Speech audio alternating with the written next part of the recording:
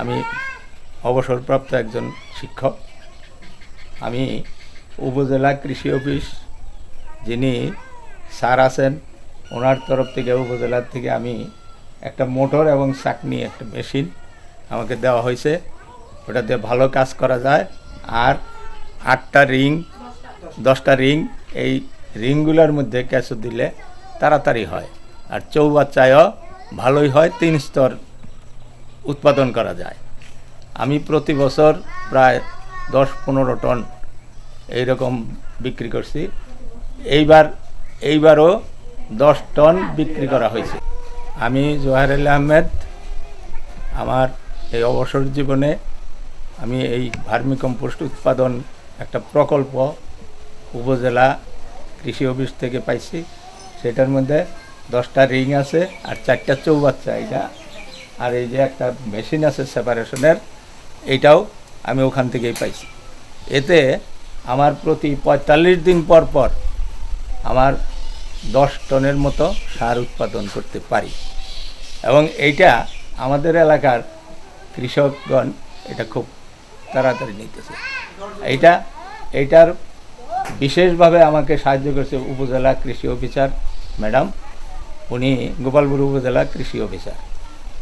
উনি এই যে এই প্রকল্পটা আমাকে দিয়ে দিয়েছেন এবং এতে আমার এলাকার যে মহিলারা তারা বাইরে যেয়ে কাজ করতে পারে না, এই ধরনের মহিলারা আমার এখানে কাজ করে। 10 জন এরা এখানে কাজ করে এবং এই সার বিক্রি করে আমি মোটামুটি যথেষ্ট লাভবান হয়েছি। মধ্যে মধ্যেই কৃষি অফিসে আমি সার। আমার নাম মোহাম্মদ হুসাইন।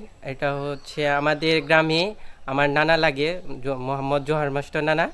হ্যাঁ হচ্ছে মানে হচ্ছে একটা উদ্যোগ নিয়েছে, যেহেতু তার খামার আছে, খামারের পাশাপাশি সে হচ্ছে জৈব সার কেঁচো সার চাষ করছে। কিন্তু এইখানে দেখা যাচ্ছে যে আমাদের দরিদ্র যে মহিলা আছে তাদেরকে একটা জীবিকার একটা বড় উৎস হয়ে দাঁড়িয়েছে এবং সে ভালো একটা উদ্যোগ গ্রহণ করেছে। কিন্তু এরকম মানে আমাদের মতো, আমি যেহেতু পড়াশোনা করি, আমাদের মতো তরুণরা যদি এসব কাজে যদি উৎসাহিত অনুপ্রাণিত হয় তাহলে আমাদের দেশে সারের চাহিদা পূরণ হবে।